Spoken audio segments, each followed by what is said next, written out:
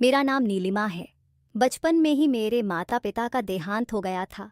मेरे पास इस दुनिया में कोई नहीं था और तभी हमारे पड़ोस में रहने वाले एक अंकल ने मुझे सहारा दिया। उन्होंने मुझे अपने घर में रख लिया और मुझे अपनी बेटी की तरह पाला पोसा। जब मैं बड़ी हुई तो मैं उनके सारे कामों में मदद करने लगी। उनका एक बड़ा और खूबसूरत घर था, लेकिन उसमें सिर्फ वही अकेले रहते थे। मैंने कभी उनसे नहीं पूछा कि उनके परिवार वाले कहाँ हैं। उन्होंने मुझ पर बहुत बड़ा एहसान किया था और हमेशा मेरा पूरा ख्याल रखा। वे मुझे कपड़े, पैसे और सभी ज़रूरी चीज़ें देते थे। इस घर में मेरे अलावा 2 नौकर भी थे और मुझे किसी चीज़ की कोई कमी नहीं थी। इस घर में एक स्टोर रूम था जिसमें किसी को जाने की अनुमति नहीं थी। अंकल ने मुझसे खास तौर पर कहा था कि मैं उस कमरे की तरफ न जाऊं। वह स्टोर रूम ऊपर वाली मंजिल पर था। मैं अक्सर सोचती थी कि उस कमरे में ऐसा क्या है जो अंकल ने मुझे वहां जाने से मना कर रखा है। एक बार मैंने उनसे ऊपर की सफाई करने की इजाज़त मांगी तो उन्होंने कहा, ठीक है, तुम ऊपर की सफाई कर लो, लेकिन स्टोर रूम की तरफ मत जाना। उन्होंने मुझसे यह भी कहा था कि मैं ऊपर वाले फ्लोर पर न जाऊं। मैंने उनसे कभी नहीं पूछा कि आखिर वे मुझे उस कमरे में जाने से क्यों रोक रहे हैं।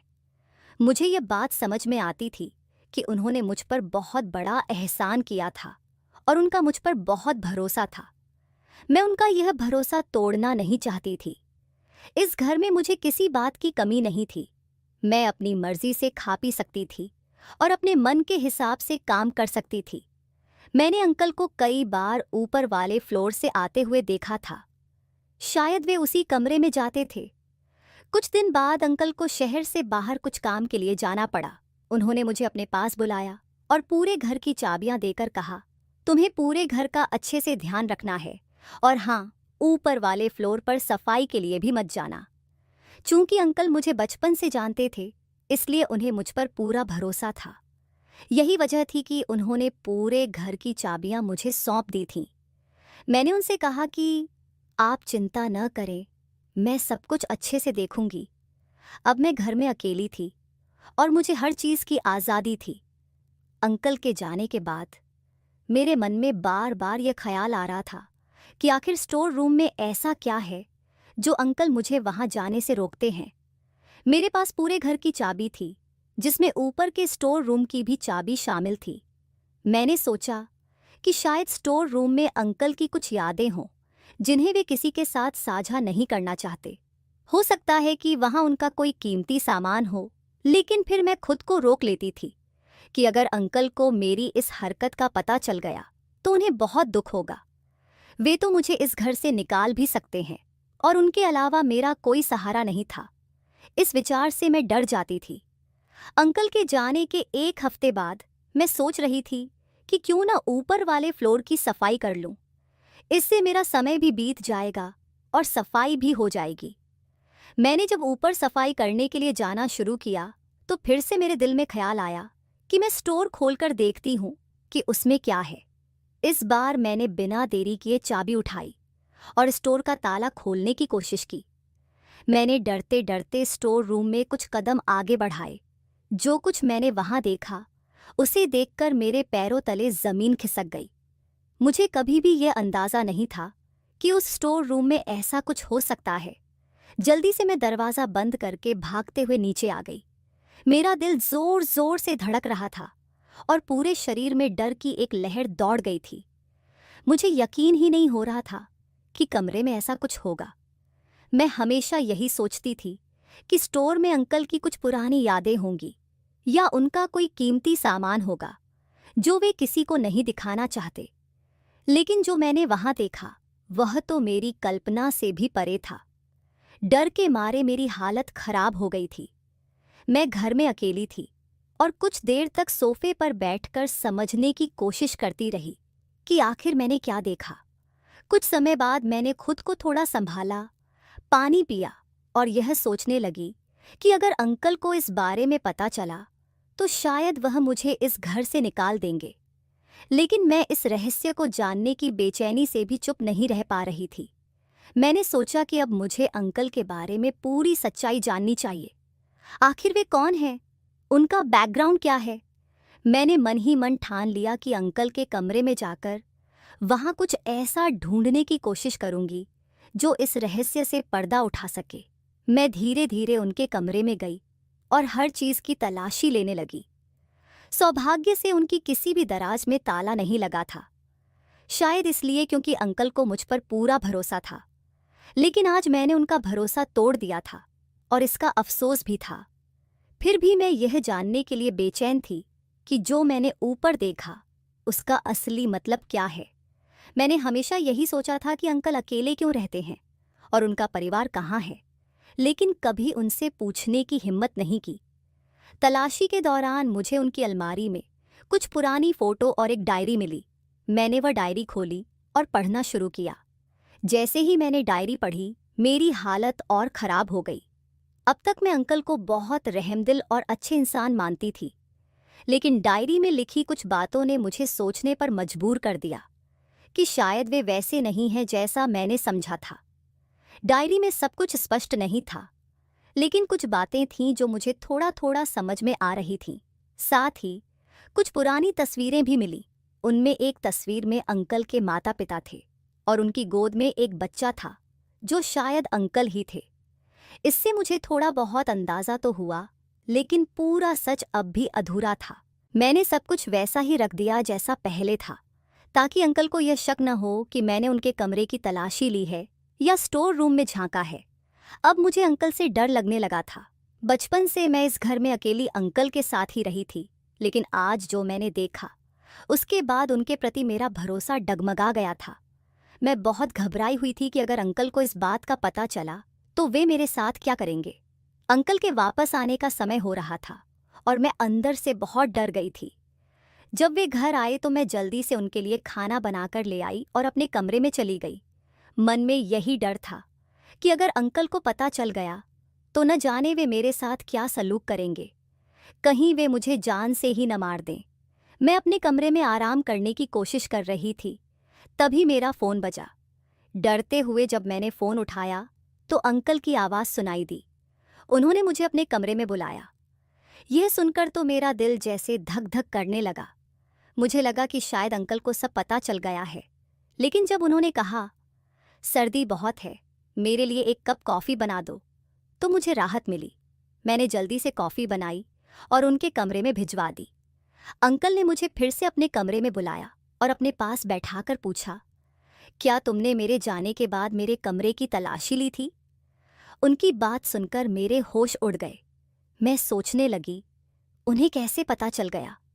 मैं चुपचाप सिर झुकाकर बैठी रही और अंकल फिर से बोले, आखिर ऐसा क्या चाहिए था तुम्हें मेरे कमरे से जो तुमने मेरी गैर मौजूदगी में वहां तलाशी लेनी शुरू कर दी?